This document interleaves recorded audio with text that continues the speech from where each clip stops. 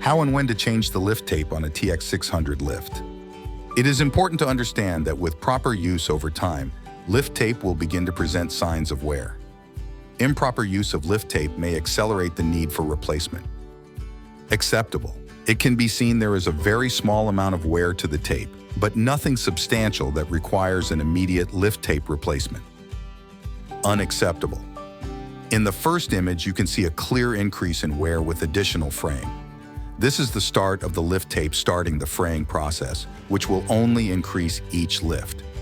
If the lift tape is discovered in this condition or worse, at any point along the tape, the lift tape should be replaced immediately.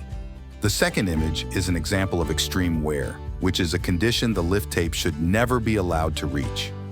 This condition is endangering the safety of the patient.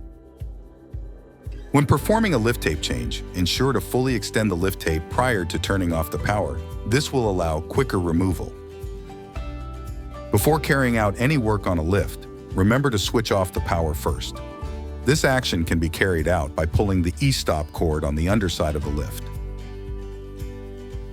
First, using a posy screwdriver, loosen the 4 screws on top of the lift. These screws do not need to be removed.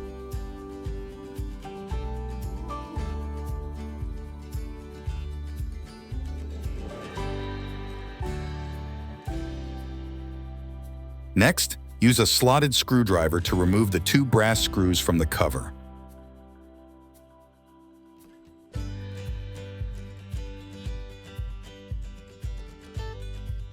Now gently remove the cover away from the lift. Proceed to rotate the lift 180 degrees. Using a slotted screwdriver, remove the 2 brass screws from the second cover.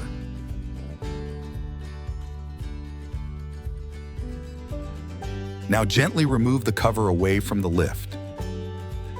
Next, remove the power supply cable by pressing down on the latch and then pull perpendicularly away from the PCB. Next, remove the remaining connectors in the numerical order as labeled: toggle switch, limit switch, LCD display LED, charging beak, and traverse motor.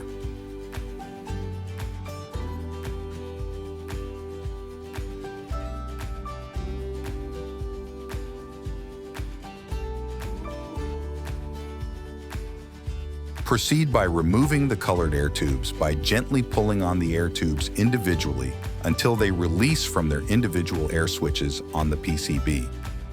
Next, using a 2.5mm Allen key, remove the 3M3 screws.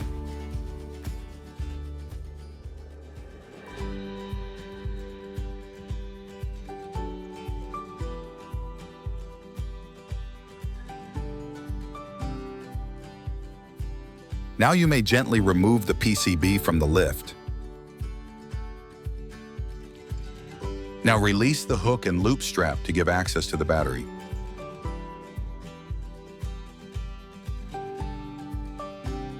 Next, detach the power cables from the battery terminal.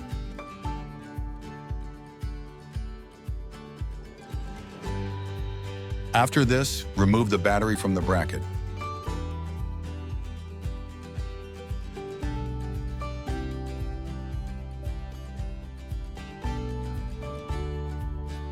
To remove the QRS hook, first use a 2mm Allen key to unscrew the grub until it releases its hold on the pin. Then, slide the pin out of the hook to release from the lift tape.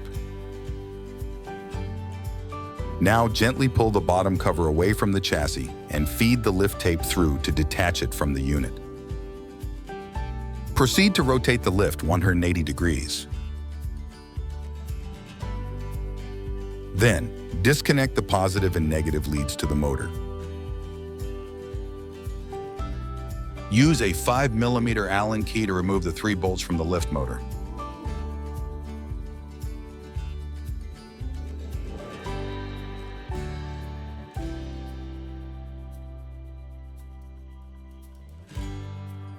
Now remove the motor by pulling away from the chassis. Caution, motor might be hot. Using an 8mm spanner, loosen the 2 top bolts to release the battery bracket.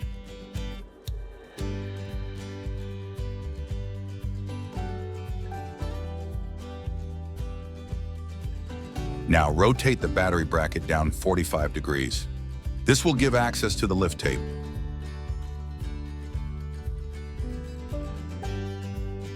Using a small slotted screwdriver, remove the 8mm E-clip from the strap pin. Next, slide the strap pin from the chassis out until 3.35 inches of pin is showing. This will release the lift tape while securing the hub. Now, gently pull the lift tape through the limit switch block to release from the lift. Refitting is a reversal of the removal process, noting the following points.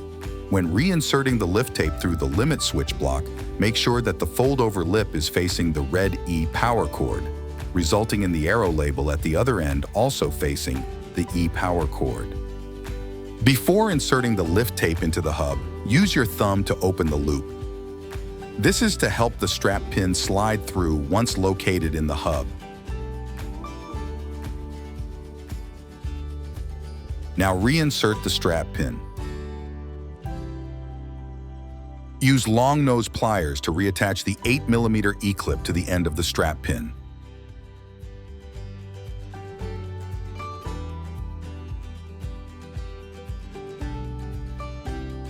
Next, reinsert the battery bracket and tighten the 2 bolts with an 8mm spanner.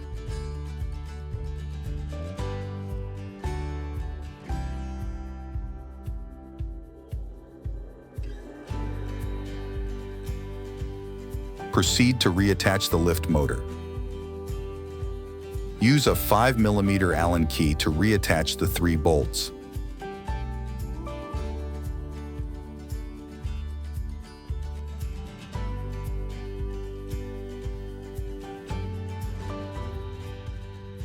Next, reconnect the positive and negative leads to the motor.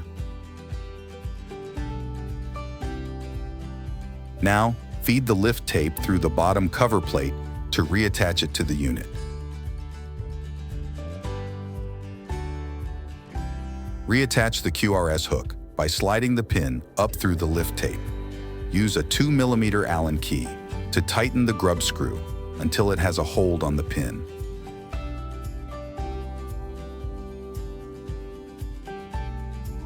Next, refit the battery.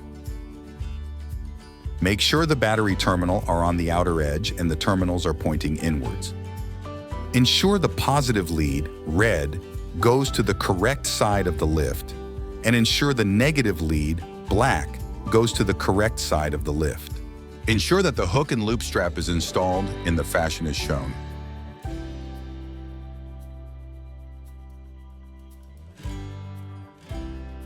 Now reattach the PCB.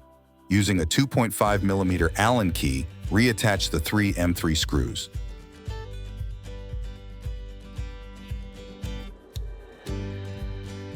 Reattach the colored air tubes to their individual air switches.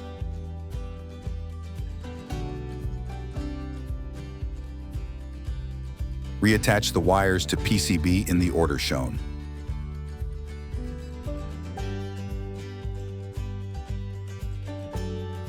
When assembling the cover plates, note the following points. A. Make sure the profile edge marries up with the bottom cover. B. Ensure the slots on the top side of the cover align with the posy screws. C. Ensure you fit the brass screws first on both covers, using a slotted screwdriver prior to tightening the 4 posy screws.